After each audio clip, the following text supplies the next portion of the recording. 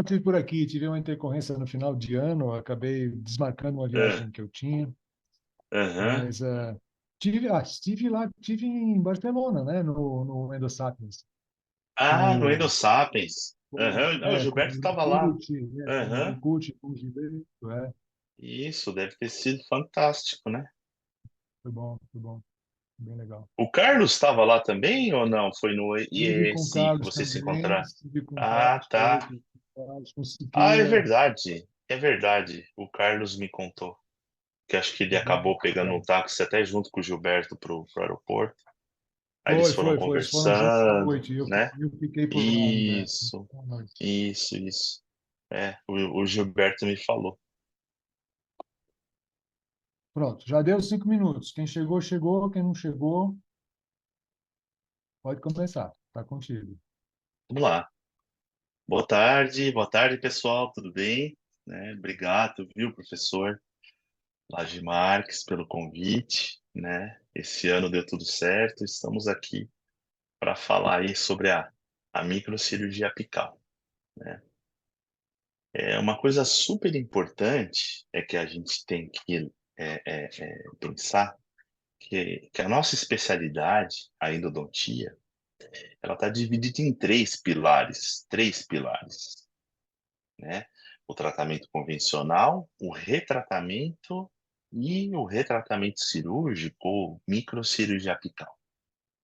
Infelizmente, né, aqui no Brasil, é, ficou parado ali na década de 70, os conceitos, os princípios, né, a teoria e também, talvez pelo recurso, acesso a instrumentos, a magnificação, seja muito difícil de introduzir, né, num curso de pós-graduação, né, a realização de um retratamento microcirúrgico em excelência, né, um ensinamento. Então, nós, né, endodontistas, nós ficamos entre o tratamento e o tratamento e o retratamento, né? Infelizmente, a gente tem que ir para fora, né, para adquirir conhecimento, para que a gente e o investimento também é grande em instrumentos, materiais, né? E a curva de aprendizado para uma cirurgia também é um pouco maior, né? É um pouquinho maior do que de um retratamento e é algo assim. Deixa eu só desligar aqui meu celular, tá?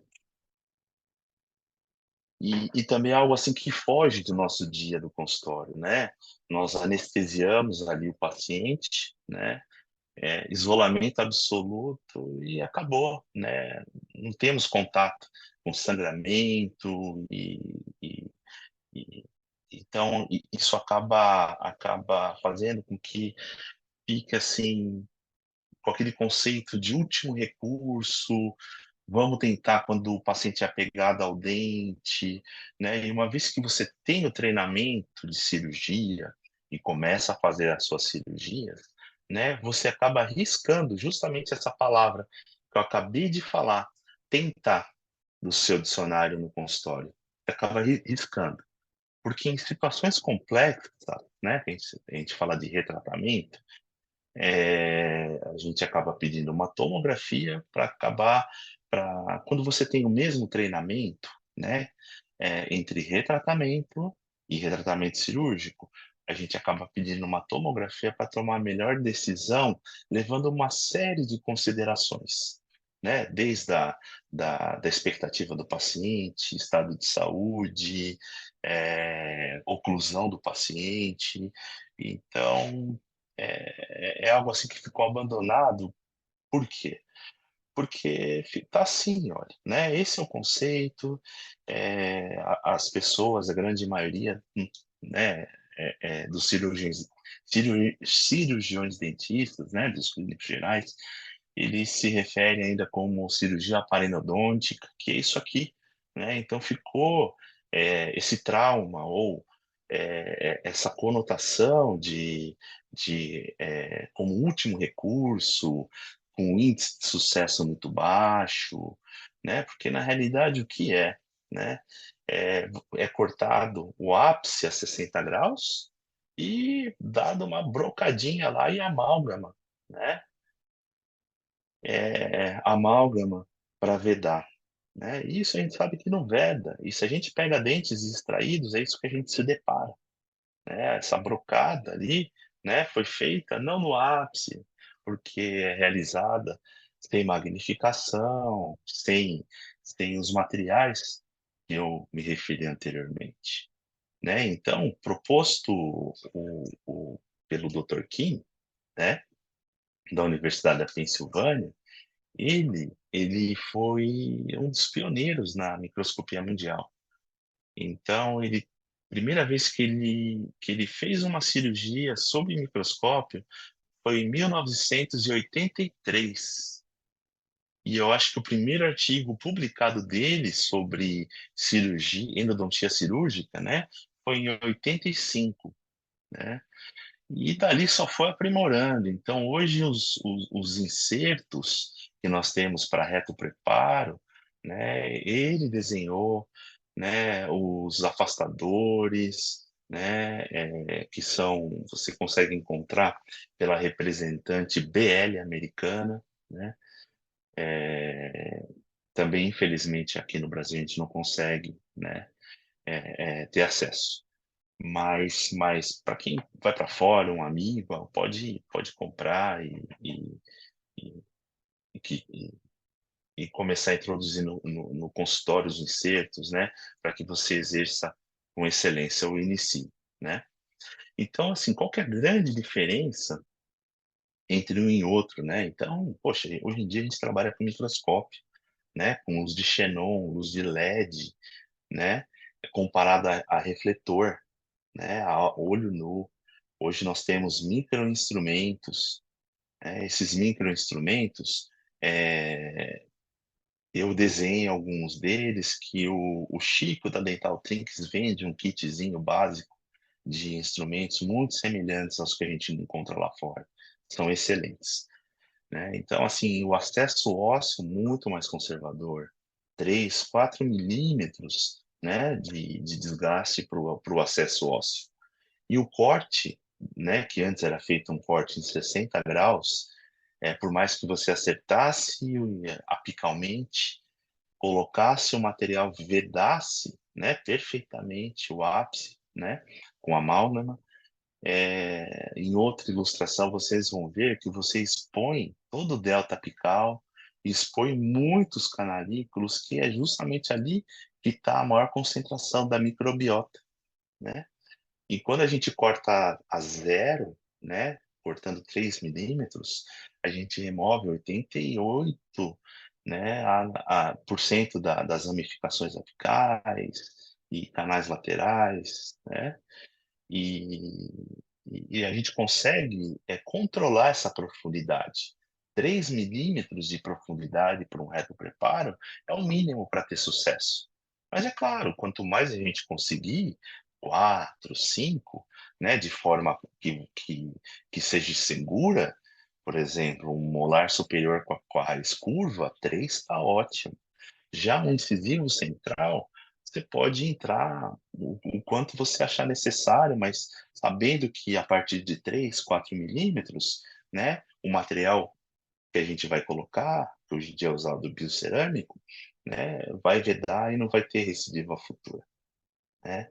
Então, se a gente pegar ali estudos em geral, né, de 5 anos de acompanhamento, a cirurgia parodontológica tem hum, é, é, é menor do que 50% o índice de sucesso.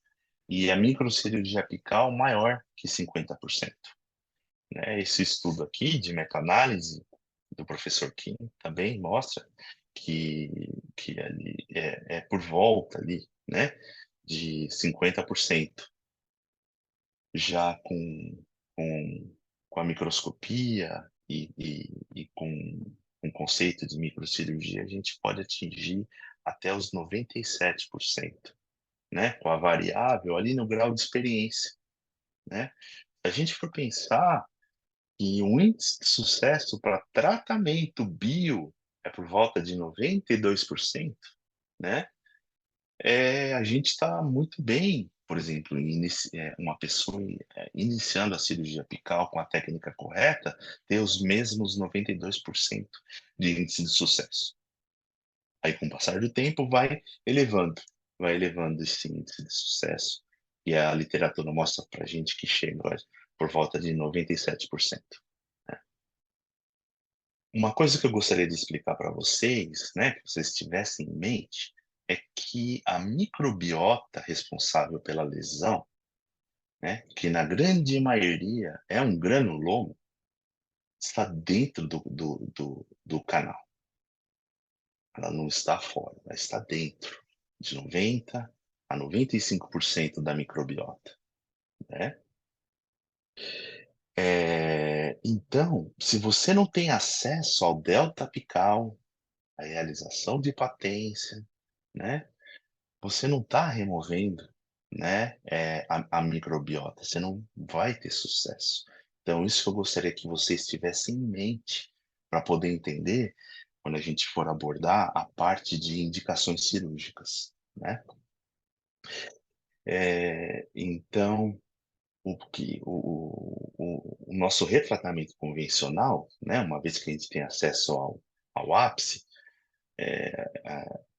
a gente limpa, coloca uma medicação intracanal e usa de tudo para diminuir essa quantidade bacteriana, né? Irrigação apical negativa, irrigação por pressão apical negativa, ultrassom com agitação, né? Laser, a gente usa de tudo para reduzir essa microbiota e eu acho válido. Mas se durante o retratamento a gente não conseguir ali uma patência, por experiência minha, eu sei que é grande chance de esse dente ser operado depois, né? Então, a complexidade anatômica, né, o que nós devemos ter em mente no nosso dia a dia, mesmo quando a gente vai realizar um tratamento, né, um retratamento, é essa, né, que a gente vai lidar com material de vedação. Após esse material de vedação, nós vamos se deparar a um desvio, um degrau, e raspa de dentina, resto de cimento. Então, você tem que avaliar muito bem se você vai ter acesso às saídas apicais, né? Isso é o mais importante, né? E é claro, né, ter a certeza que você está optando e tomando a decisão junto com o paciente, mas entre o retratamento convencional e cirúrgico, aquele que tem o melhor prognóstico para o paciente, né? Então, né, uma ilustração de uma cirurgia apical é essa, é fazer o corte o mais plano possível, né, para que você não tenha exposição ali dos túbulos, né, dentinários. E vocês têm que ter em mente que você vai limpar os 3, 4 milímetros finais depois da apsetomia, e os micro-organismos lá internamente ficarão confinados. Então, quanto mais você conseguir aprofundar, melhor. Mas 3 milímetros é sucesso. É sucesso hoje com os biocerâmicos, né? Então, ali o corte da raiz, né, como eu já tinha falado anteriormente, né, a gente acaba removendo, né, as ramificações e canais laterais na sua grande maioria, né? Aqui uma ilustração dos dentes que nós usamos lá no Endoim, né? Então, um acesso ósseo conservador, de forma que nós conseguimos a introdução do inserto aqui, né? Logo depois do corte, é essa visão que nós temos aqui do ápice. Aí, nesse momento, se for um canal que você fez, você fala, poxa vida, é difícil, né? Esse da esquerda, um istmo, né? E um achatamento grande nesse central, né? Um outro, por exemplo, esse estudo do Euseu, é, sabe, não tem como você trabalhar aqui na figura B1, né? Você conseguir sucesso durante o retratamento convencional, né? Por isso que a gente usa substâncias irrigadoras e tudo que puder ativar para que a gente tenha uma cavitação, um efeito de cavitação e reduza a quantidade microbiana. Então, quando a gente está diante de uma figura, né, qualquer uma dessas aqui, excluindo a A1, que não tem comunicação, da B1 para frente, você deve tratar o canal vestibular, né, o MV1, você deve retratar o MV2 retrogradamente, e depois você deve unir, formando ali uma canaleta, obedecendo a curvatura, né, da anatomia apical. Você deve unir esse canal ao outro e preencher com cimento biocerâmico, né? Aqui também o estudo do Gary Carr, né, que foi também um dos precursores da microscopia. A sequência clínica, né, tem pessoas aqui que fazem cirurgia, sabe a sequência clínica, mas eu vou repassar, caso alguém tenha esquecido de algum passo, né? Então, vamos lá, vamos dar uma repassada aqui rapidinho. Então, a partir do momento que a gente faz o acesso cirúrgico, né, vamos pular a parte de incisão, né? Vamos direto ali para a parte cirúrgica mesmo, para o retratamento. Esses insertos, desenhados ali pelo Dr. Kim, você tem a possibilidade de inclinar os três ou quatro, você escolhe se você quer um instrumento, essa pontinha que vocês estão vendo que o final é curvo, né, para a direita, ela vem reta. Aí você curva ela na hora. Você opta por quantos milímetros você quer curvar, 3, 4, 5, e para que direção você quer curvar. Então, o que que eu faço? Eu monto ela no ultrassom, pego o meu ultrassom, vou ali na cirurgia, né, na área cirúrgica, e na hora eu já curvo ela. E aí é feito, né, para que você, dependendo do posicionamento do paciente sentado na cadeira, do dente, né, para que você tenha uma melhor angulação. O instrumento trabalhando, né, e para quem está iniciando, a parte mais difícil é você ter a certeza que você está indo ao longo eixo do canal, se você não está desviando esse canal. E aí vem uma primeira dica. Você introduz a ponta 1, 2 milímetros, tira, seca e olha com microespelho e você confirma se a guta percha está centralizada ao seu preparo. Se você perceber que ela está ficando na parede lateral, quer dizer que você está indo para o lugar errado. Aí você tem que corrigir a angulação, né, do seu inserto para a direção da gutapercha. Aí você introduz ela mais 1 milímetro, né, tira e verifica novamente se ela centralizou. Centralizou, ótimo. Finaliza os 4 milímetros, confirma se no interior do canal, né, que você está reto preparando, na dentina está tudo limpo e obtura.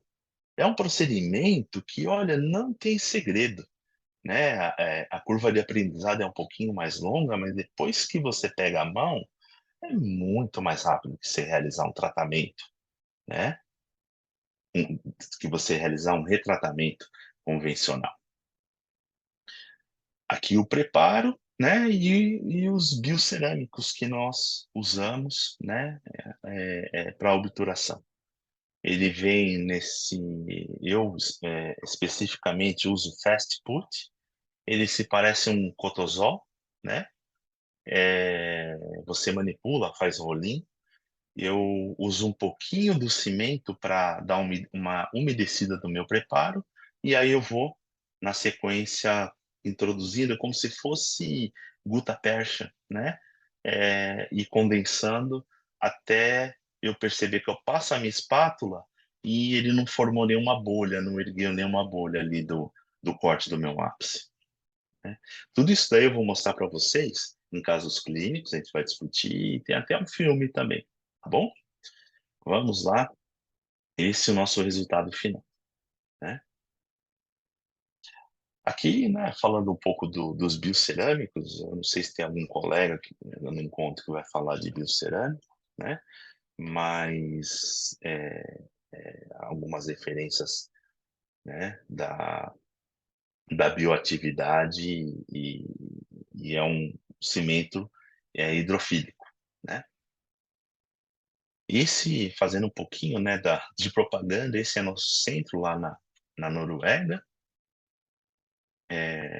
Lá, cada participante tem a oportunidade de ter um kit de instrumental, as pontas à vontade, o microscópio, ultrassom, e é bem puxado o curso, bem intenso, né? Professor Lage, a gente fez mais ou menos umas 8 cirurgias, né? Em quadrantes diferentes, né?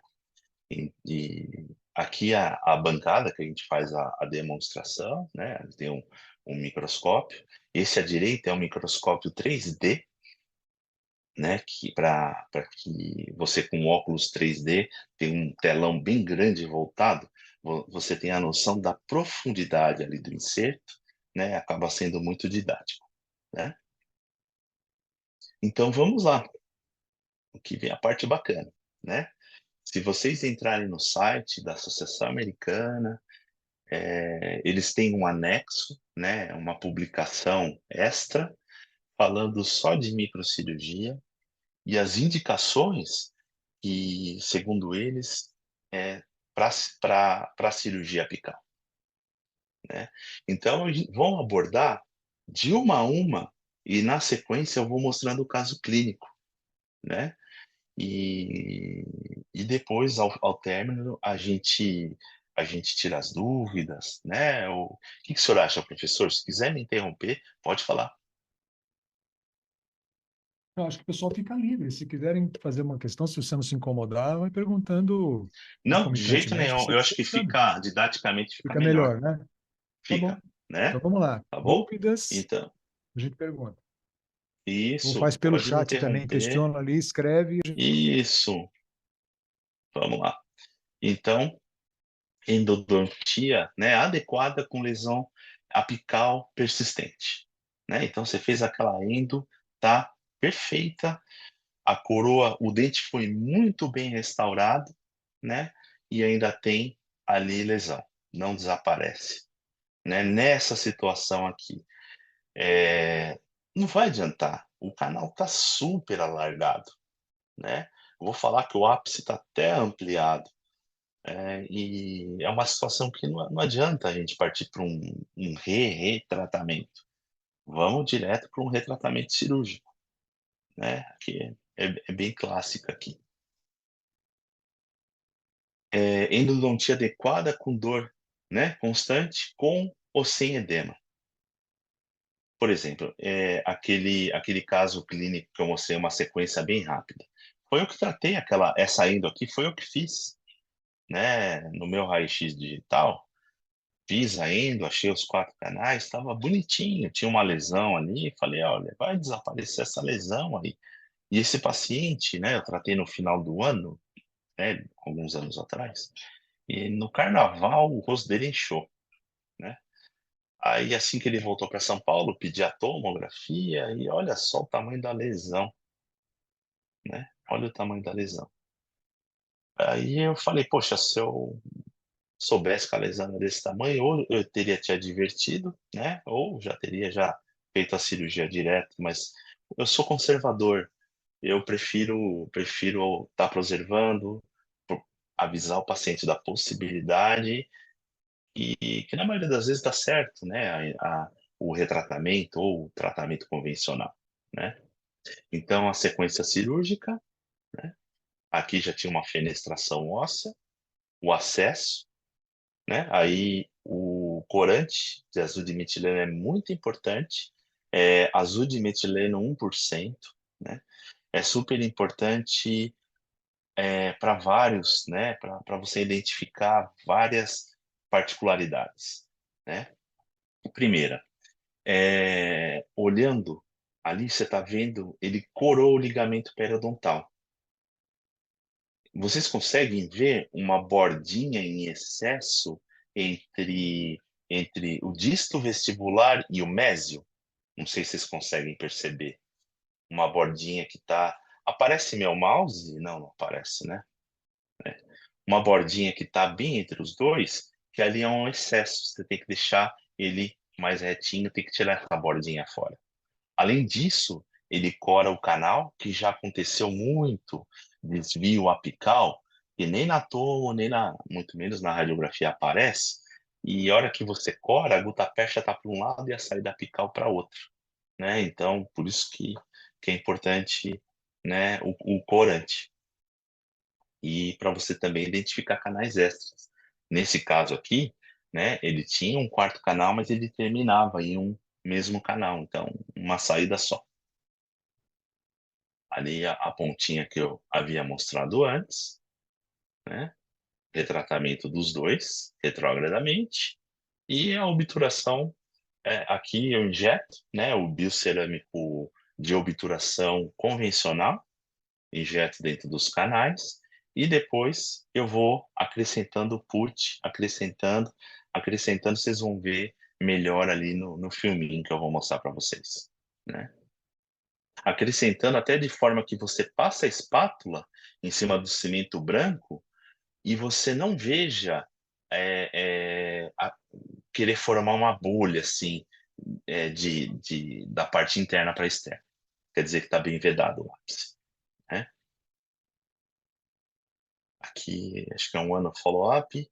E quando está tudo bem, né, os pacientes voltam no nosso consultório só para uma outra intervenção, eles não voltam para fazer um controle, né? Isso daí é bastante complicado, né? Aqui, então, um transporte apical, degrau ou outras iatrogenias com patologias sintomáticas, né? Esse caso aqui é do Gilberto, né? Muito bem documentado. Tomografia, olha lá, né? Uma perfuração bem grande, né? De forma que quando ele afastou ali o periósteo, né? Já dava para ver o cone, olha lá. Diante dessa situação, né? Vamos falar em corte de ápice, né? Eu falei que o ideal seria cortar 3 milímetros, né? Por que que eu coloquei esse exemplo aqui? Porque o canal disto vestibular você corta os 3 milímetros. A perfuração está no mesiovestibular. Então, quantos milímetros eu corto do canal mesiovestibular? Você vai cortar até a gutapercha ficar centralizada no canal. Você não pode fazer o retratamento lateral. Então, você vai cortar quanto? Olha lá, foi bastante, até ela ficar centralizada. E o prognóstico é bom? É bom, é excelente. Tem uma raiz palatina aí muito robusta para segurar esse dente, né? Aqui o pós-operatório. E depois de 6 meses, olha lá, tem bolsa periodontal, né? Ali na raiz mesovestibular. E a radiografia também, né? De preservação. Aqui um caso de transporte, né? De apical, né? Com lesão apical.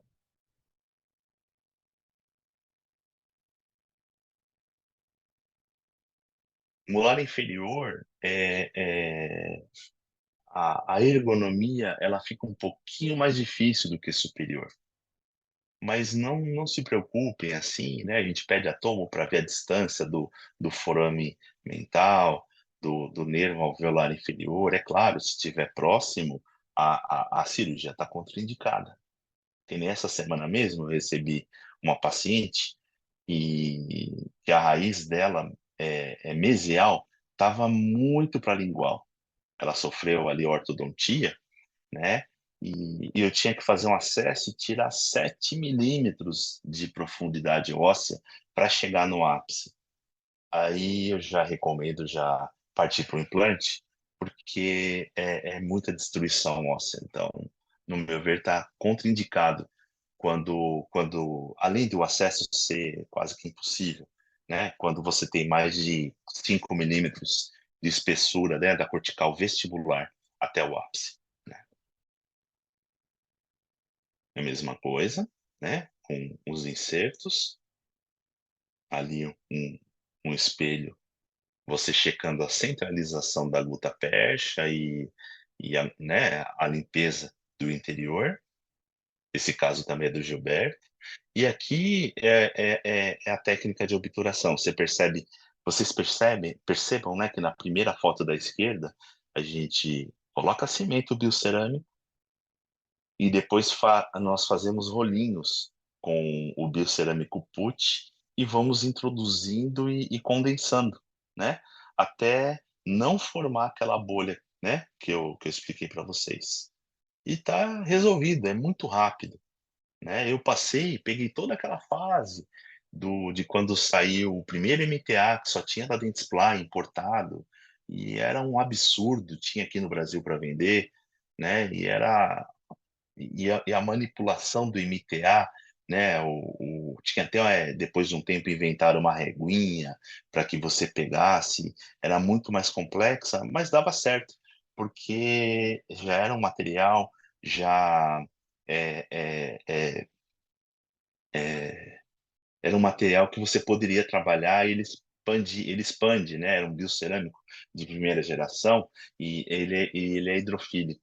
Então não tem, por mais que ele não fosse ósseo indutor e condutor como é da geração atual, né? Ele promove uma excelente obturação. Tem cirurgias que eu fiz há anos, 20 anos atrás, e estão lá na boca até hoje, perfeito, né? Mas hoje, com os biocerâmicos, é muito fácil, muito rápida essa parte de obturação,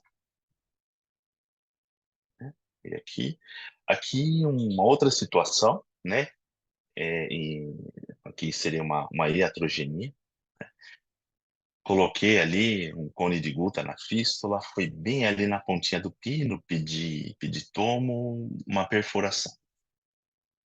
Falei: "Olha, aqui a gente vai ter que fazer um reparo externo, mas não chega a ser um retratamento cirúrgico, porque não tinha, alteração nenhuma apical, exclusivamente do central. Então essa primeira foto superior aqui esquerda, né, tá a perfuração, aí com a ponta de ultrassom eu fui desgastando, na inferior dá até para ver a pontinha ali do pino de fibra, né, e o cimento ao redor, fiz a limpeza e o reparo ali com cimento biocerâmico. Isso foi excelente prognóstico. E super conservadora também. Instrumentos fraturados após a curva, né. Isso daí é bem complexo, passa pela nossa cabeça de tudo, vamos tentar tirar, vamos enfim, a gente sabe que tem um melhor prognóstico, né, e a gente quer riscar essa palavra tentar do nosso dia a dia, né. Se cirurgicamente, a gente sabe que vai conseguir e é melhor, né? Por exemplo, o paciente tem uma coroa bem adaptada, vamos partir para cirurgia, né? Aqui uma tomografia e aqui também uma exceção, né? A gente tem que fazer o corte aonde?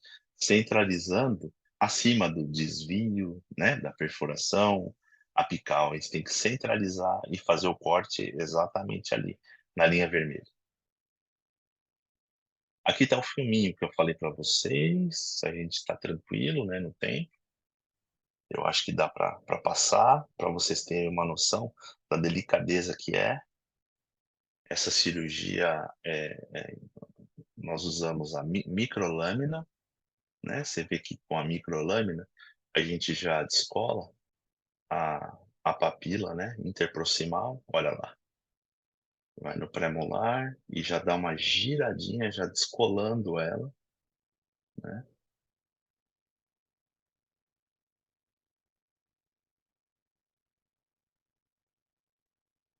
E agora fazer a relaxante.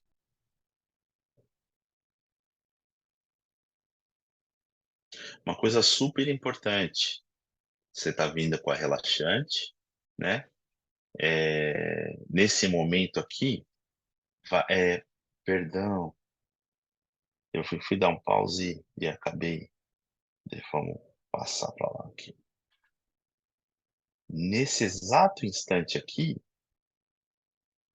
é normal, tem uma protuberânciazinha.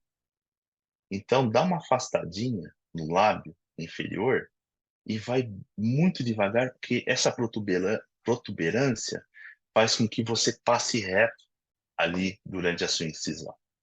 É uma dica aí que eu deixo, né? Vou voltar lá aqui.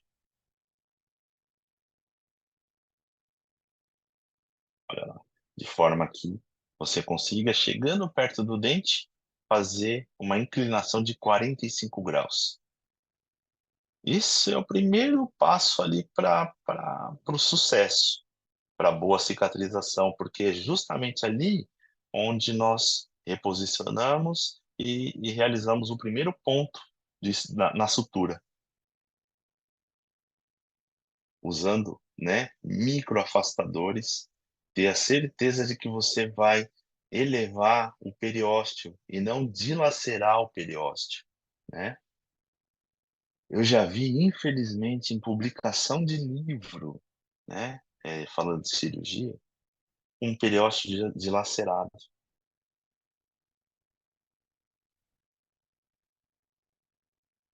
Olha lá, você vê perfeitamente,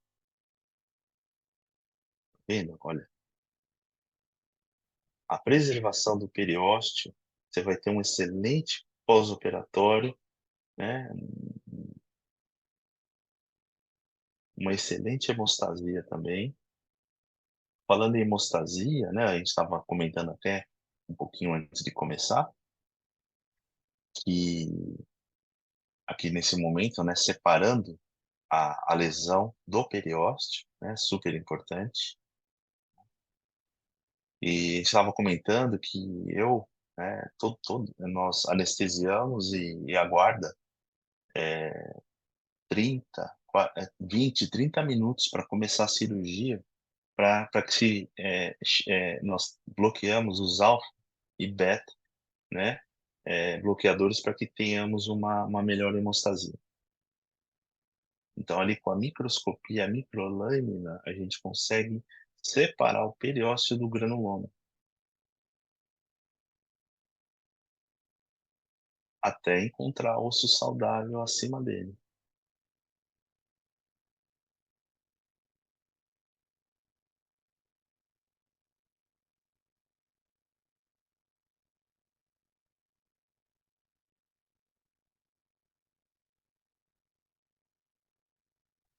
Eu vou dar um pause aqui, né? Muita gente me pergunta até quando eu estendo esse a minha relaxante.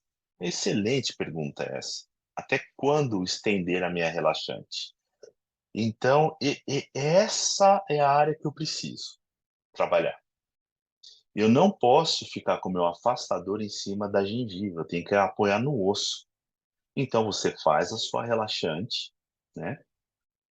E você olha para o término da relaxante. Se tiver esquemiada, né? Você eleva mais 2 milímetros até de forma que ela não fique mais esquemiada, né?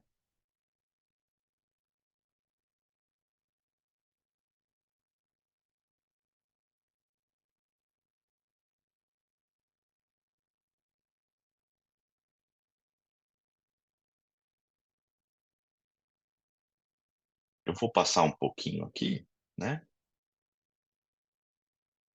Até chegar ali o corte do ápice. É dessa forma que a gente recomenda, né? Principalmente para quem tá iniciando, você consegue ter um controle melhor do corte. Realizar esse corte com um motor de implante, né? Com a cabeça reta, ou até com insertos ultrassônicos, né? Para ser sincero, eu faço o corte atualmente com insertos ultrassônicos, né?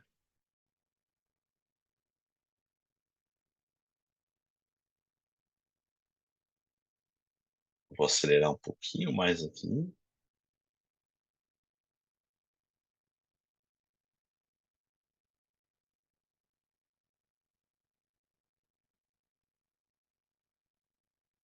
Para outra raiz.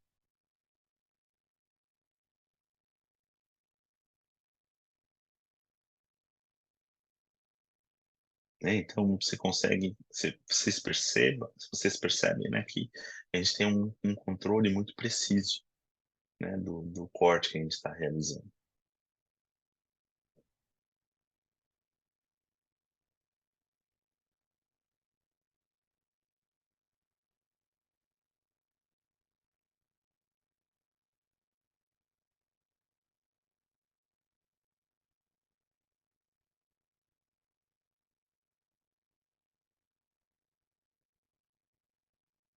Tá vendo ali o instrumento, né, que estava fraturado?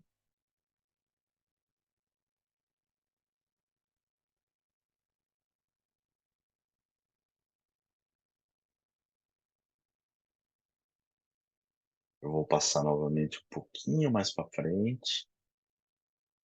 Vamos ali na parte que tá tudo plano. Vamos colocar ali o azul de metileno.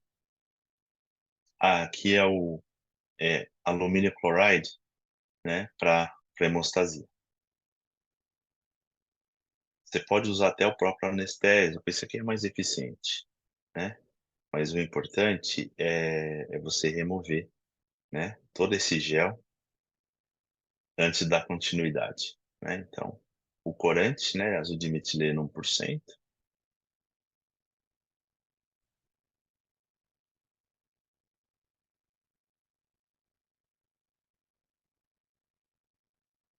E ali a gente consegue ver todas as saídas apicais, istmos, né?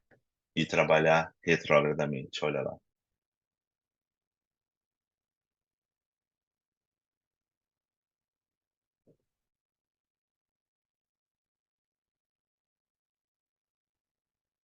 A posição ultrassônica.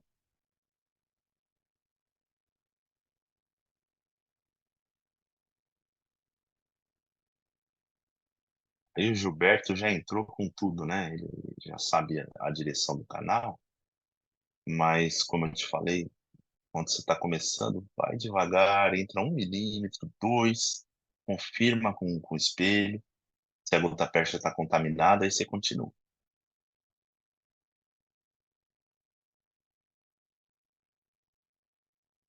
Aí ele já está fazendo a união dos dois. Olha lá, está aprofundando novamente o MV1 e trazendo ali pro 2, pro MV2. Olha lá comigo no espelho, gota percha centralizada e o MV2.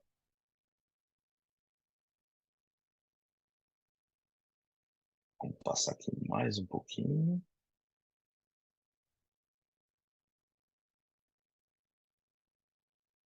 A técnica de obturação é levar o cimento, né? Biocerâmico,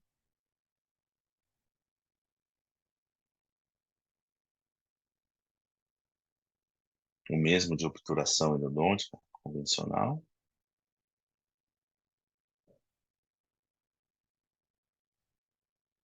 Tirar ali a bolha, né? Possa ter ficado. E vir agora com o biocerâmico put.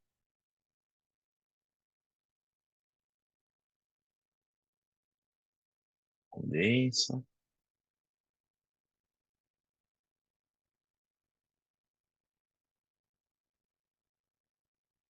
É nessa hora se dá uma estufadinha, forma uma bolha, condensa e leva o biocerâmico novamente.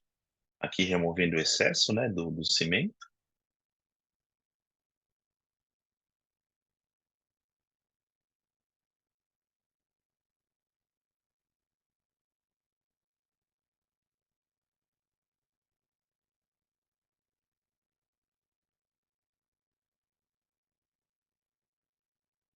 Vamos dar uma aceleradinha aqui. Esse filme é bem didático, olha lá. né? Para que vocês entendam a sequência e, e a tranquilidade que é. Lembra que eu falei da incisão, que é importante ela ser angulada, né? Que é justamente lá que nós vamos realizar nosso primeiro pontinho. E também ela sendo angulada a 45 graus, também você evite que ela necrose, né? Dessa forma ela vai receber uma boa irrigação. Nesse vídeo aqui ele está usando é, fio mononylon, mas atualmente a gente usa o Vicryl Rapid 5 ou 6.0, dependendo da espessura do periodonto. Tá? E é isso aí, né?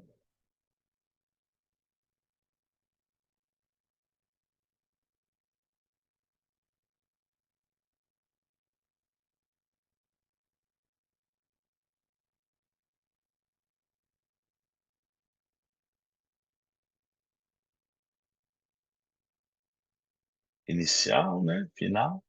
Aqui um caso clínico meu, também abordando esse mesmo assunto de instrumentos fraturados, né? Depois da curva. O dente ele veio assim para mim, ele veio aberto. Ele já veio com acesso na raiz palatina desse pré. Diante da situação, eu falei, poxa, eu vou tentar tirar esse cimento com ultrassom, fui, né? Tentei tirar e não consegui, né? Olha aqui a foto de baixo, tentei. E a gente, uma raiz achatada, um pré-molar, a gente não vai alargar mais do que isso, né? Para continuar tentando, né? Então, obturei o canal, vocês podem ver no segundo raio-x ali a direita superior, né? Obturei e fomos para a cirurgia. Olha lá, ali a coloração, e é isso que eu quis dizer lá atrás.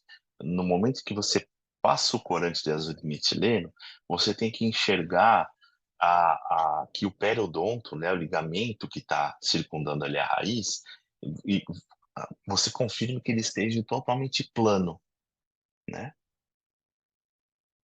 Ali o resultado final, né? E olha lá.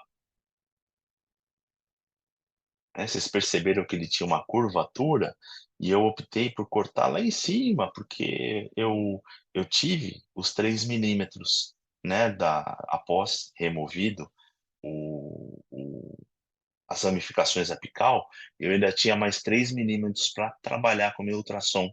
Com isso, eu tenho uma raiz mais longa, né, do que evitar de cortar ali, olha, naquela região, né? Olha o meu raio-x ali inicial, né? Eu tinha muita raiz lá para frente.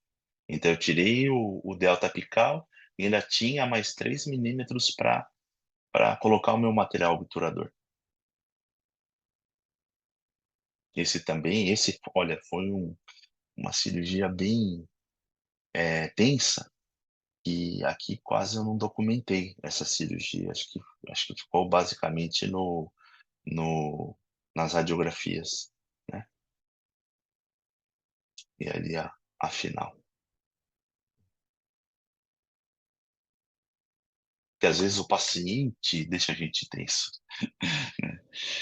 Então, aqui, dentes com pneus robustos e coroas definitivas. Esse artigo aqui mostra que por mais que você utilize técnicas de remoção de núcleo passiva, quando comparado à manutenção do núcleo e cirurgia apical, a longevidade do dente é maior, né?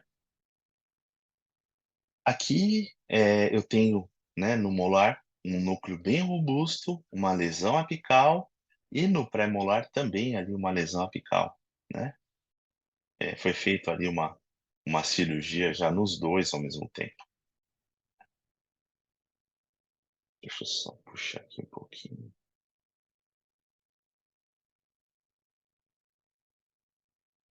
Aqui uma outra situação, um pôntico, né?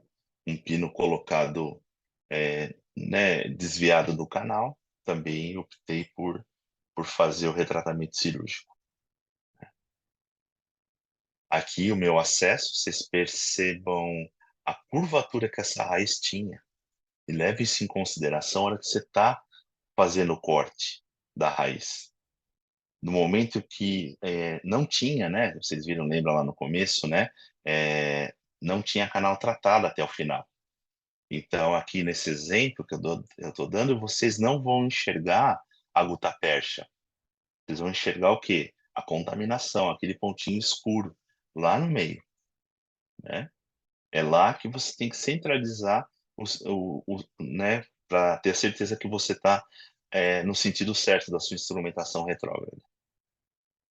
Com um canal totalmente limpo, obturação, e essa daí eu tive, né, ainda 1 ano e meio de pós-operatório, né, o raio-x final está à esquerda, e à direita a paciente voltou depois de 1 ano e meio, falando, ó, aquele dente você fez cirurgia, né, tá doendo, né, nessa situação que a gente vê os pacientes, né, e não era, né, era o dente 16, né, que aí eu tratei o canal. E aproveitei também, fiz a preservação do pré-molar. Esse caso aqui também é interessante, né, que eu tratei esse segundo molar e pedi um atomo para ele, e ele fez atomo. Eu falei, olha, a melhor opção aqui, que ele não mora no Brasil, ele mora em Londres, né? A melhor opção aqui é fazer o retratamento cirúrgico. Já vamos fazer já do 15 e do 16, né?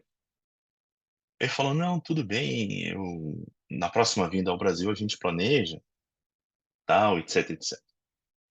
E olha como o mundo é muito pequeno, né? Ele, lá em Londres, ele foi atrás de uma referência, foi pegar uma segunda opinião, e o paciente tem todo o direito, né, de pegar essa segunda opinião. E conversando com um colega, o colega passou para ele, sim, aí a melhor opção que você tem é de realmente fazer o retratamento cirúrgico. Se você quiser, eu faço do dente 15. E você é brasileiro, não é? Então, eu tenho um professor que ele é brasileiro também, ele mora lá no Brasil. E quando foi ver, era um ex-aluno, né? Um britânico lá que estudou com a gente, né? Aí ele falou que me conhecia, tudo. Aí esse colega britânico falou: Não, então já vai lá, já faz os dois com ele e tal. Aí eu achei, assim, que coincidência, né? Esse mundo é muito pequeno, né?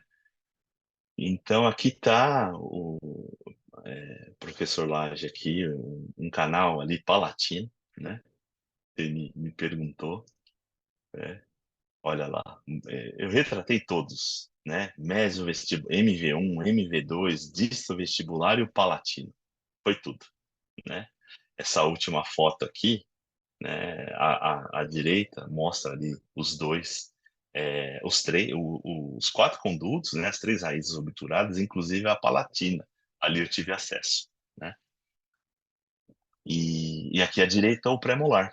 Então, o raio-x inicial e o final, né? Aqui também uma outra situação, né? É, que, de um pino rosqueado e uma coroa super adaptada. E a gente está falando de um pré-molar, raiz achatada. Então, onde acontece, né? Vocês perceberam que depois da pandemia aumentou muito o índice de apertamento e fratura, né? No consultório, que antigamente eu condenava por mês, um dente ou dois por mês, porque a trinca invadia ali a porção radicular, e agora isso está acontecendo por semana, né? Então, isso acontece aonde? Nas raízes achatadas, né? Aí, pré-molares superiores, raiz mesial de molar inferior, né? Então, leva isso em consideração na remoção de um pino metálico.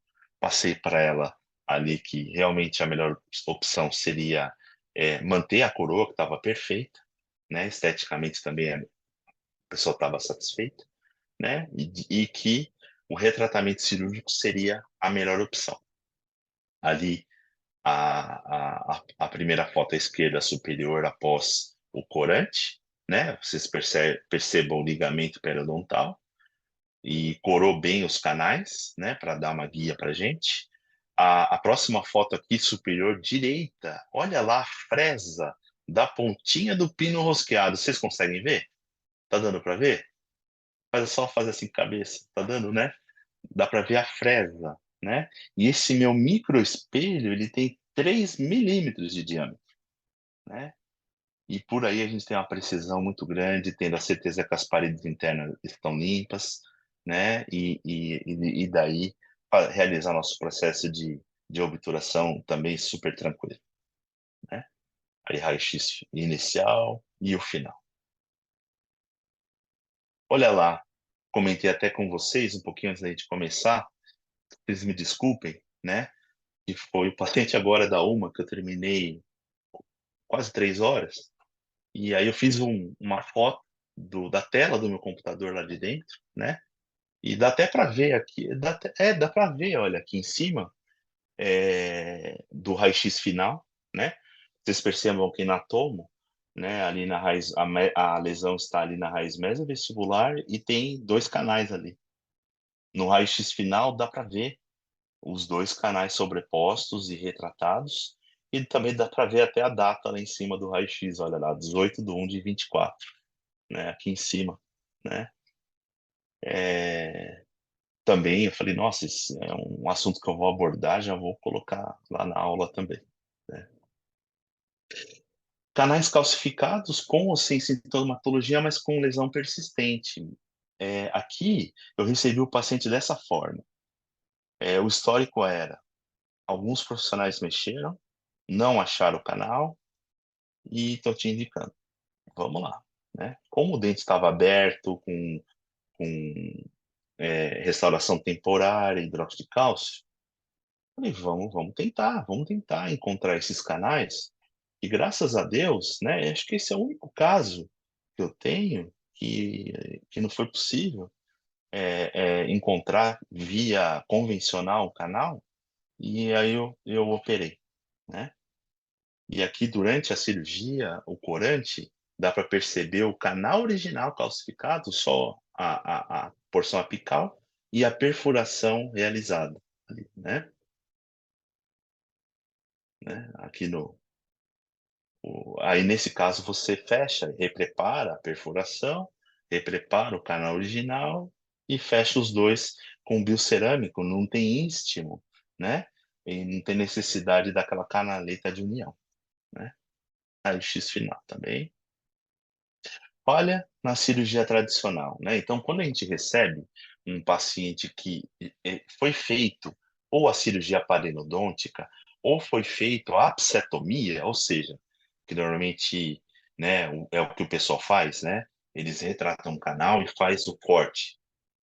Não adianta você retratar e está até contraindicado você retratar esse canal convencionalmente, porque já foi embora o ápice, né. Então, a única, opção que resta é o retratamento cirúrgico. Aí você pede a tomo, confirma o bom prognóstico e realiza o retratamento cirúrgico, né. Aqui os dentes, 21 e 22, né, pedi a tomo, dá para ver até o amálgama ali. Fiz o corte, né, fiz o corte e retratei retrogradamente, obturei, e só para conhecimento de vocês, né, ficando o tempo que eu fiquei lá com o Dr. Kim, a oportunidade que eu tive, ele fazia 30 anos, 40 anos atrás, ele conseguia fazer um reto preparo, né, mas ele não tinha outro material para vedar a não ser o amálgama. Então, muitos casos eu reoperei com ele, casos dele, que ele fez na época, dos anos 80, mas ele conseguiu, aprofundar 2, 3 milímetros no longo eixo do dente, e não dar aquela brocadinha na pontinha da raiz. E aí, com a ponta de ultrassom você remove o amálgama, aprofunda um pouquinho mais e coloca o biocerâmico, né. que até os pacientes até falavam brincando, então tá bom, doutor Kim, até daqui 30 anos, então, ele até dava risada, batia nas costas, né? E aí tá o nosso resultado final, né? Aqui um incisivo inferior, né? E eu gosto sempre, vocês estão vendo aqui no raio-x da direita, que está desenhado, eu faço um desenho, explico para o paciente como é um retratamento cirúrgico, né? Na realidade, aqui ele tinha já sofrido uma apsetomia, né? Olha lá a sequência, olha lá, professor Lage, porque que incisivo inferior é o dente que mais mais me tira o sono. Brincadeira, né? Brincadeira, mas é um dente com a raiz bem afiladinha, você tem que estar muito concentrado, mas o que pega é a ergonomia. Ergonomia, acesso visual a esse dente, né? Ali é a obturação final, né? Raio-x inicial, raio-x final. Excelente prognóstico, excelente. Sobre obturação com lesão apical persistente, né? Ou seja, ápice aberto, né? Não tem como aspirar, como, né? Não tem. Infelizmente, o reparo é externo, né?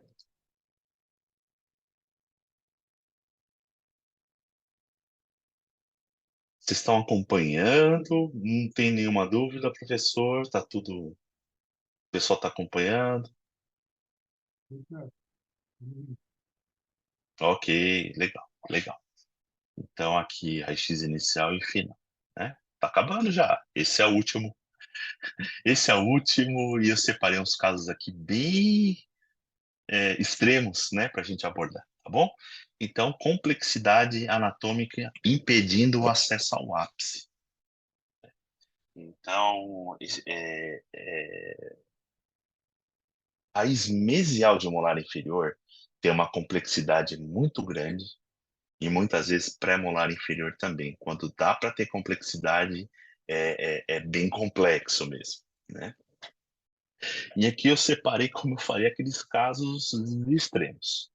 Recebi essa paciente adolescente para tratar o canal, né? A impressão que dá no raio-x inicial aqui à esquerda é que alguém já tinha acessado o canal, mas não tinha. Aquela área radiolúcida, desculpa, gente, aquela área radiopaca, né, dando a impressão de um hidróxido de cálcio, uma medicação, era uma supercalcificação, né? A hora que eu coloquei a lima lá e tentei ampliar, eu senti ali na rotatória, na lima rotatória, né, que era uma calcificação. Pedi tomografia, etc, etc, né? E tentei, fiz todo tipo de irrigação para que entrasse ali na no dens em dens, né, entre um dente e outro, que entrasse material ali de irrigação e eu diminuísse a microbiota, né? Na primeira foto de cima dá para ver uma parte, na de baixo uma outra. Fiz esse dente em duas sessões, né, para que eu pudesse ter efeito de medicação, não só de irrigação, e avisei a mãe, falei, olha, vamos acompanhar, né? Mas aí não deu outro, né? Veio, piorou, voltou a ser sintomático, a lesão. Pedi uma nova tomografia aqui já com o canal tratado, né? Então, vamos partir para a cirurgia, né? Aqui, olha lá que interessante, né? É a primeira foto lá em cima, né? Logo que eu tirei os 3 milímetros, reto preparei. Olha a última foto à direita embaixo, professor, tá vendo? Olha que lindo que é um dens em dens, a gente enxergando ele do ápice em direção à coroa. Ali o que vocês estão vendo centralizado é o pino de fibra de vidro que eu coloquei. Vamos voltar lá? Olha lá. Meu raio-x final, superior direito. Obturei e já coloquei um pino de fibra. Quando veio para operar, eu fui, acho que 5 milímetros.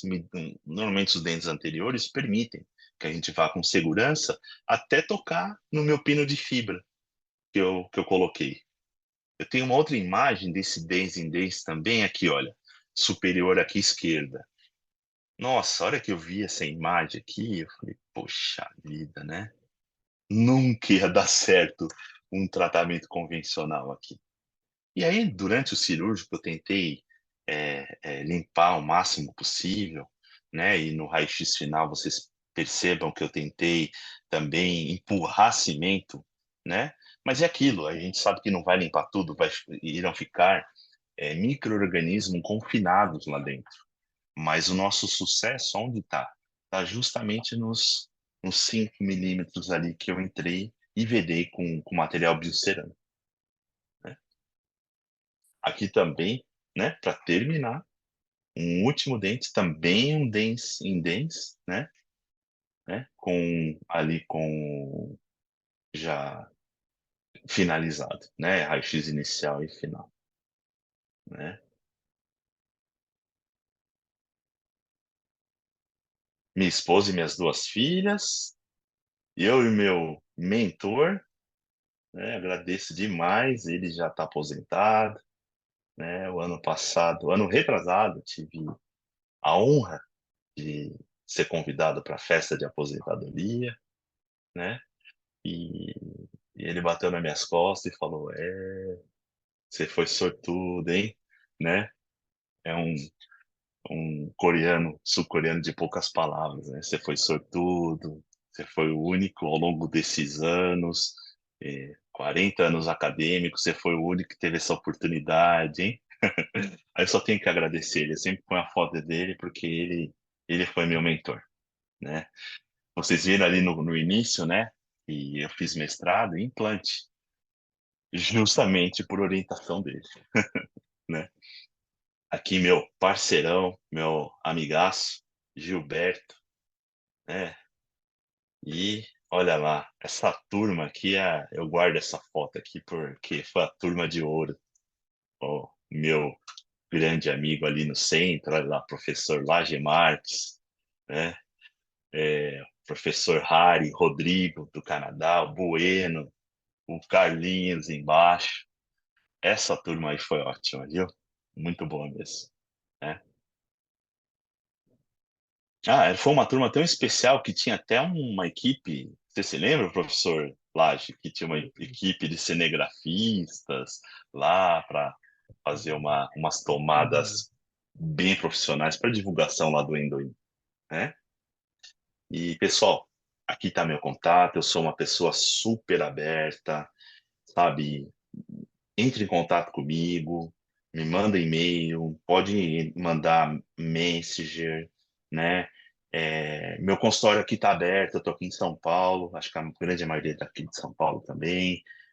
As portas estão abertas para vocês virem aqui, conhecerem, e caso precisem de alguma assistência com instrumentos, técnica, aonde eu busco mais conhecimento, fique à vontade em me contatar, tá bom? Fica à vontade mesmo.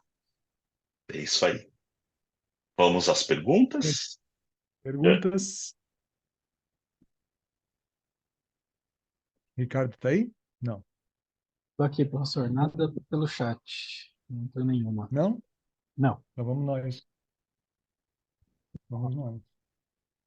vamos? Quero ouvir de vocês. Vamos lá. Professor, por que que você colocou os dois tipos de cimento na retroobturação? Muito bom.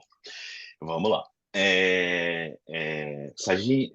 Se eu coloco só o put, né, corre o risco de eu ter uma bolha lá dentro.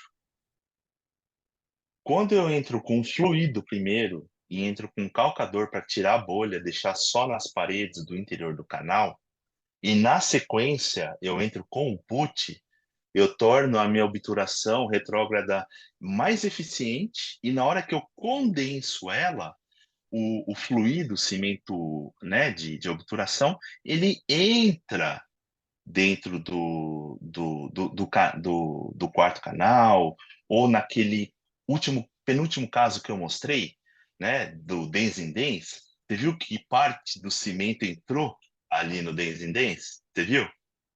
Tá lembrada? Né? Eu vou voltar aqui, ó. Eu tô Excelente falando e o pergunta. negócio tá desligado. Isso aqui, olha, aqui inferior aqui, né, dá para ver, né, o meu put e o meu sealer entrando com a condensação do meu put lá dentro do Days in Days. É para realmente ter uma maior, um escoamento, né, possível, uma melhor vedação, e você também acaba eliminando riscos de bolha. Foi por isso, é por isso. E acaba, olha, uma dica também entre a gente, sendo muito mais rápida a obturação. Muito mais rápida, né? E essa deficiência, né, do preenchimento pelo putty ou pelo material que não é o filling, já era observada Uhum. quando, no início, o MTA, que até existia uma sugestão para fazer uma ultrassonificação desse MTA, né, dentro da cavidade. Não sei se você lembra disso, né? Isso. Agora, com o Lembro. Sealer, ele tem a capacidade de caminhar por esse espaço como se fosse dentro de um canal, né? Isso mesmo, né? É que não está nessa aula aqui, mas eu tenho um caso que eu retratei até o núcleo, né? Fotografei a Uhum. pontinha do núcleo dourado ali, né? E quando eu faço o raio-x final, no raio-x eu vejo o meu cimento, o meu cílio abraçando. Quase que um Abraçando terço o núcleo. final desse núcleo. Ficou linda essa Uhum. obturação. Então, são esses os motivos. A gente sabe, né? E como eu expliquei, a gente não vai, vão ficar micro-organismos confinados. Mas o objetivo é deixar a menor quantidade possível, né? Claro. E são dois Obrigada. cimentos com Nada, características imagina. muito parecidas, né? Mas com duas finalidades, um sealer e outro filling, né? Então, são Isso. características absolutamente complementares nessa Isso, situação. são instrumentos, né, que ali biologicamente eles têm a mesma Composição? composição com apresentações diferentes, né? Então, essa combinação eu acho fantástico, né? Tá. Mais alguma pergunta?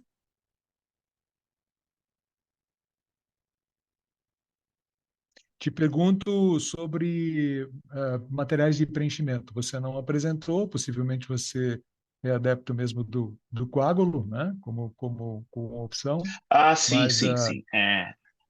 pode comentar um Como pouquinho? regeneração, sim, claro. Como regeneração tecidual guiada, né?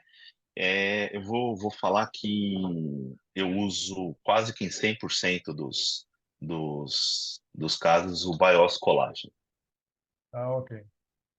né? O BIOS colágeno. Mas para qual o sentido? Tem uma estimulação, né? Porque ele também tem uma bioatividade, né?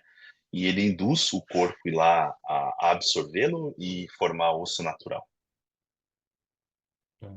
né? E eu uso o bioscolagem. E também ele mantém também o periósteo em posição, sem ter um afundamento ali da área operada, mas isso em casos de lesões grandes, né? Sem membrana? Sim, quando a lesão é muito grande, é membrana. Quando ela é Tá. pequena, não. Não, não, eu Não. só uso o bioscolagem. Quando a lesão é grande, bioscolagem mais membrana, Tá. né? Uma pergunta que está aqui no chat, né? Sim, Talvez uma pergunta que envolva as intercorrências. Quais são as intercorrências mais frequentes? Você falou muito de sucesso, né? Você referiu em alguns casos tem a previsibilidade já é uma previsibilidade de sucesso. Você vê essa durante o diagnóstico, você já visualiza esse isso. prognóstico de sucesso. Mas quais são as intercorrências mais frequentes? A gente vai falar, por exemplo, de interferências estéticas, fenestração, retração gengival. Comenta um pouquinho sobre isso. Claro, claro. No transcirúrgico, né, já é esperado, já pela toma, alguma intercorrência no sentido de uma proximidade do nervo alveolar inferior ou uma comunicação com o seio maxilar, né? Então, eu, sabendo disso, já tenho já todo o material para fazer a vedação desse seio maxilar, né? No caso de exposição. Vamos supor, estou lá curetando, saiu granuloma, olhei, estou vendo lá dentro do seio. Como é que é feito, né? Tranquilo. Tem uma cera que chama cera estéreo, né? Ela é da Johnson. Eu pego essa cera e vedo a comunicação do seio e aviso para o paciente. Falo, olha, não se preocupa, que talvez você sinta que está caindo água no nariz, na boca. Mas eu vedo com essa cera em excesso, para que, né, ela não entre lá dentro do seio. Faço todo o meu tratamento, tudo normal, tranquilo, e antes de terminar, eu pego a membrana, né? E aí vem uma parte super importante, né? Que é você colocar o lado, é, o, ela vem escrito up, né? Você colocar para cima. E só que esse up tem que ficar voltado para o seio, né? Vocês já viram uma membrana, né? Já manipularam? Ela tem duas densidades e uma mais lisa, superfície é a de cima e a de baixo é a mais porosa e vem escrito up, que durante a cirurgia você deixa aquela mais lisa voltada para você colocar o seu periósteo em cima dela. Durante uma vedação de seio, você tem que colocar esse up voltado para o seio. Né? Então, você tira a cera estéreo, corta ali a membrana no formato, coloca esse up sem forçar ela para dentro do seio e preenche a cavidade com bioscolágeno, né? E pode pôr a sua sutura tranquila, né? Em posição. Nessa intercorrência, que é muito comum, né? O segredo notou que aconteceu a comunicação, para tudo, põe a cera estéreo, para que nada entre dentro do seio. Esse é o segredo. E falando também em seio, professor, é, eu gosto tanto de cirurgia, que eu tenho muitos clínicos gerais, indicadores, né? Apesar que eu vou falar que talvez hoje a maioria seja endodontista, né?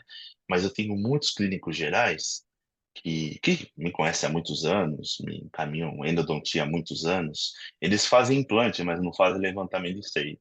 Aí eles falam, Edmar, faz um levantamento de seio para mim. Você acredita que eu faço?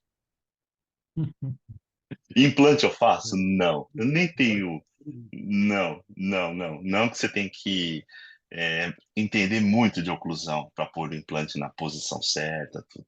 Agora, um levantamento de seio eu faço sim, e até gosto. Já aconteceu, né, de eu elevar o seio, né, fazer toda essa cirurgia, né, ou de eu operar um canal palatino, aquela situação que a gente tem os vestibulares e a membrana, o seio vem entre as vestibulares e o palatino e eu tenho que acessar o palatino. Já aconteceu de eu fazer um acesso mais alto para levantamento de seio, elevar, acessar o palatino, né? Também eu elevo, mantenho ele lá em cima com uma cera estéreo, acesso o palatino, retrato, e na hora de colocar um enxerto, o paciente já ganha um levantamento do seio, né? Um, um, um, uma proximidade de um nervo mentoniano ou de um alveolar inferior, eu vou ser muito sincero. Hoje em dia, eu nem chego perto, né? Tem proximidade, risco de parestesia, sabe? Vamos para o implante, não vamos correr o risco de dar uma parestesia, né?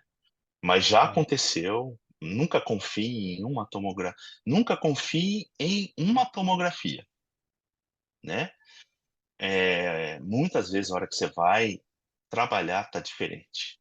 Vocês percebam, não é vocês, é o exame, né?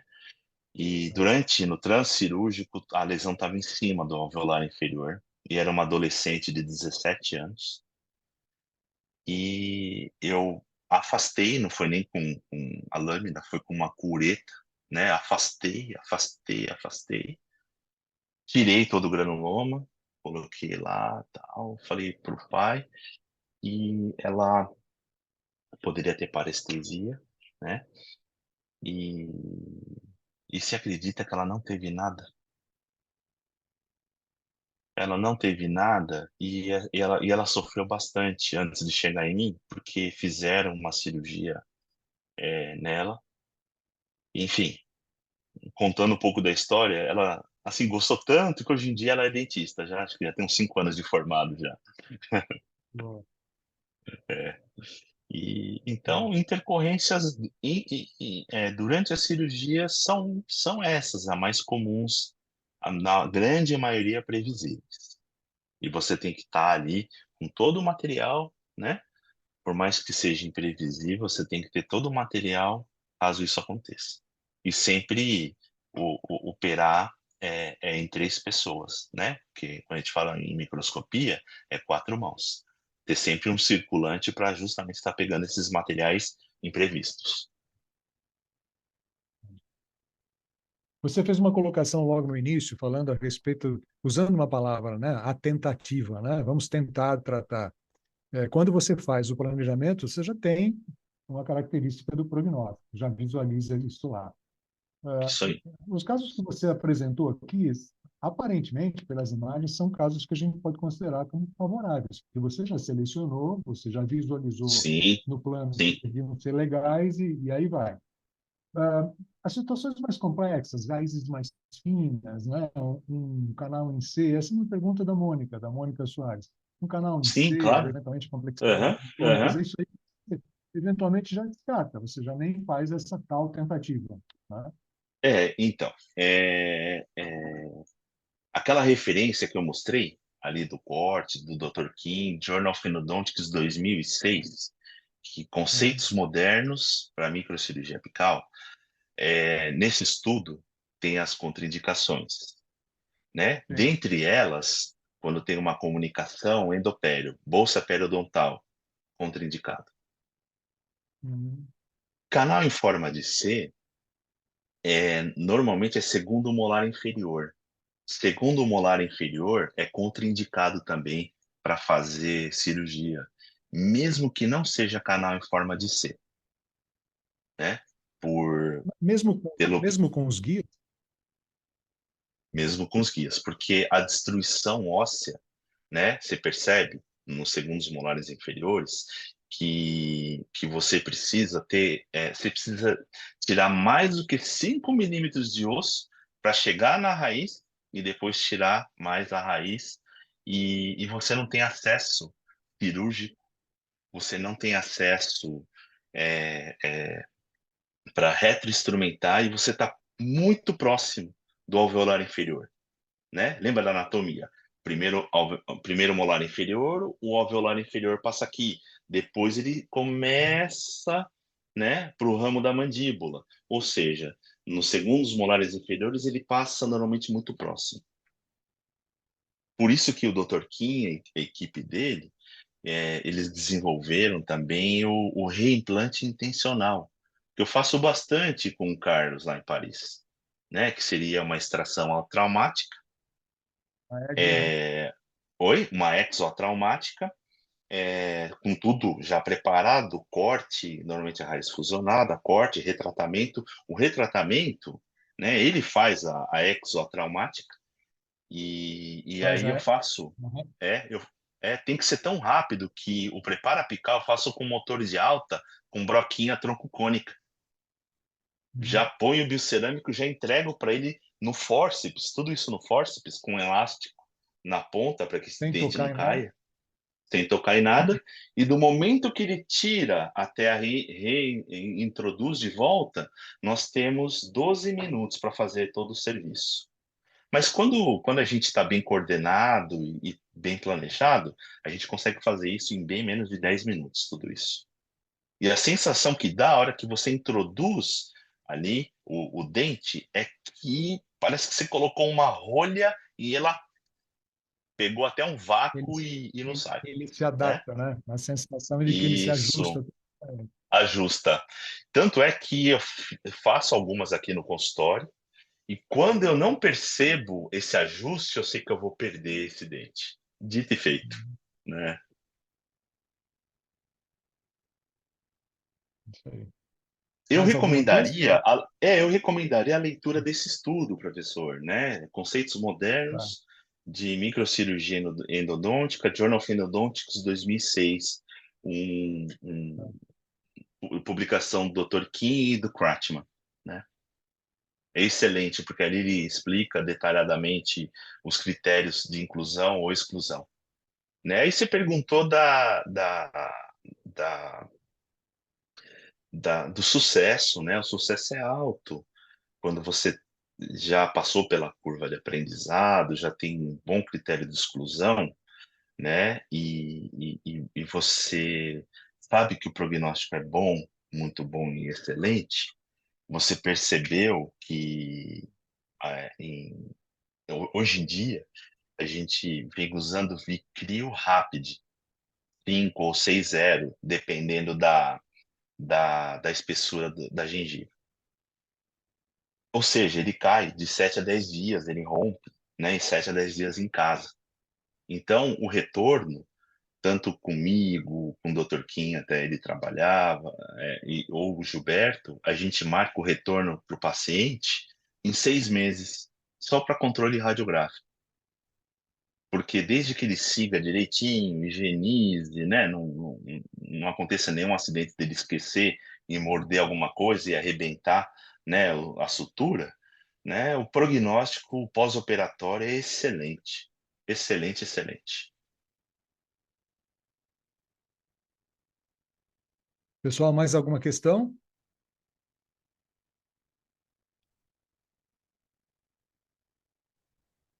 Então, estamos bem. É, falando nessa parte de tentar, né, é algo Uhum. assim que quando você tem segurança e conhecimento, né, na realidade isso é adquirido com o tempo. Então eu falo isso para incentivar o pessoal que está aqui presente, né, agradeço e está começando, de repente começa operando junto com um profissional mais experiente, né, e depois assim como eu, recém-formado, eu operava junto com um amigo que era cirurgião buco. Ele operava junto comigo porque eu não tinha segurança. E depois, enfim, você vai adquirindo conhecimento, treinamento, começa por dentes anteriores, né? E depois você vai para pré, né? E já essas situações hipercomplexas que eu falei de seio, de alveolar inferior, o que me faz ter a segurança de operar essas situações foi justamente o conhecimento que eu adquiri no mestrado em implante, né? Sei Boa. como manipular seio, como manipular, né? Essas situações eu tenho essa segurança. Legal. É um bom conselho. É, Bom, eu né? queria E te agradecer sempre muito.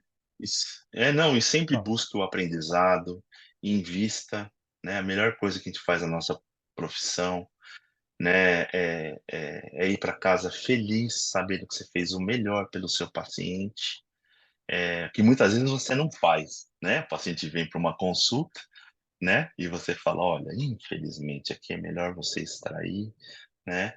Porque não vai valer. Muitas vezes eu abordo o seguinte frase: risco-benefício.